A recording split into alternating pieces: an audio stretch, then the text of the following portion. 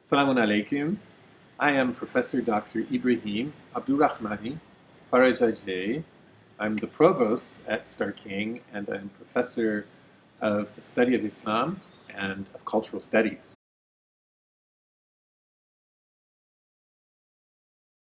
I was just thinking that about this time 20 years ago, I was preparing to move from Washington, D.C. to the Bay Area to assume my position here on the faculty. Starr King for me has been a really exciting adventure in what I call not even progressive theological education, but revolutionary theological education. This great revolution of hearts and minds connected. And I had something I had written last week is sometimes people kind of refer to us as that kind of weird school in California and the school that's not really a school for scholarship and what have you. And one of the exciting things for me about Starr King is always inviting us to be out loud and proud about who we are and recognizing that we do have different ways of conceptualizing things, which doesn't mean that we are not an intellectually challenging environment, but we are not committed to what I would call academic oppression in the sense of using a model of teaching that doesn't draw upon also what the resources of a student might be. In the time that I've been here, in my position as provost, I've been responsible for developing what is no longer the new educational model or the emerging educational model.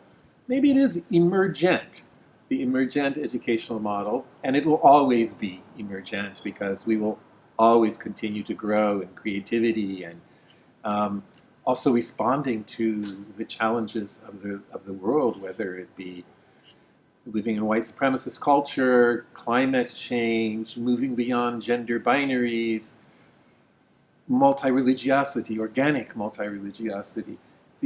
As these things swirl and change in the world, also our work in the world, our presence in the world changes, and the types of courses that we teach, the things that we examine here that are connected to our deep values of being a counter-oppressive community of learning, as the world calls for responses from us, and we make bold to offer those responses in word and action, in ritual, in the ways in which we gather as a community.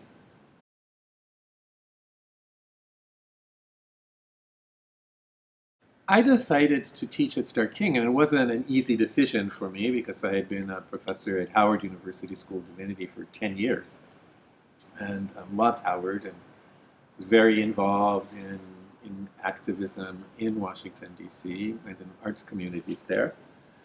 So it was a difficult choice, but I felt that Starr King was moving in a direction, or wanted to move in a direction, that was the direction in which I was moving in my work as a scholartivist, a scholar, artist, activist, and spiritual leader.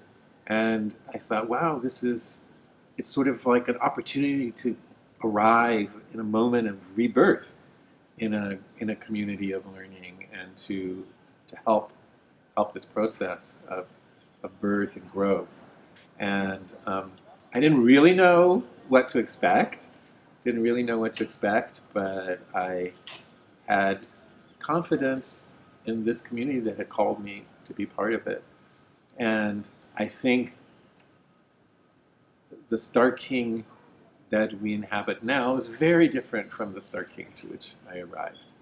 So the reasons I came to Starr King are probably connected to, but also different from the reasons for which I stay here. And the primary reasons for which I'm here is the really, for me, radically important work of training, of witnessing the preparation and formation of religious leaders in a world that desperately needs, I believe, radically progressive, inclusive,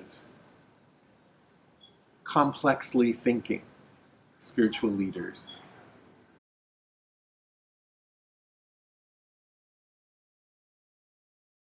There have been a lot of meaningful experiences, but I think for me, it's the experience of the annual or biannual Mevlana Jalaluddin Rumi pilgrimage immersion that I lead. The experience of being with Starr King, of being Starr King in Turkey, whether it's in Istanbul or in central Anatolia, in Konya, where Mevlana Jalaluddin Rumi is buried, and which is the focal point of our immersion.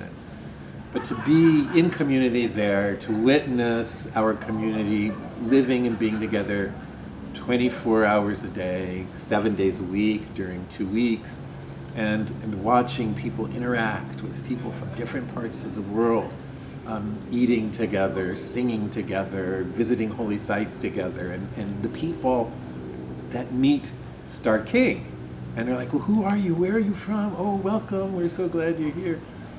To just experience like the day-to-day of what it means to be a counter-oppressive community. Day-to-day, what's it mean to be an organically multi-religious community in a context that brings together, again, people from all over the world. I think seeing the impact that has on the members of our community, the hospitality that they experience, the warmth in day-to-day life that they experience, and how that shapes them when they come back here. You know, one year there was a group of students that was really, really touched by the food hospitality. And, you know, in a context of food justice, to experience that kind of hospitality was radically transformative for them. So when they came back, they made a practice of every Tuesday, before we gather for our collective ritual time for our chapel, they would provide homemade bread, apples, oranges, and cheese, and olives. They did this every Tuesday until they graduated. And that built such community here. So we're as though the gift of what they experienced in Turkey came here and transformed Starr King at 2441 also. So I think that's connected to, maybe I'm saying two things, but I'm putting them together. The experience of Starr King students being in different parts of the world, Starr King faculty being in different parts of the world. One of the things that I think is a marvelous, marvelous gift of our educational model is the ability to combine staying in your community and studying, and then also doing part of the work here in this community. So a certain fluidity in modalities of learning, in context of learning. I always say it's one thing for students to be in a lecture and to be learning about the Council of Chalcedon, for example, and quite another to be in Istanbul and be able to say to them, you see over there? That's what was called Chalcedon. So that's where that ecumenical council was held. And this way of doing education represents a very important value for me, and that's accessibility for people living with disabilities as well. When I first started teaching online, I was the first core faculty person to teach online. When I first started, I was recovering from a very serious illness. I wouldn't have been able to teach in a classroom. And the fact that I started teaching online also elicited responses from some of the students who were living with disabilities but had never really talked about it and how this facilitated life for them. So there's an inclusivity in this way of being. And so we're not locked into this building.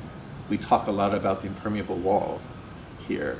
So experiencing Starr King in multiple modalities and multiple locations is part of the richness of my favorite experiences here.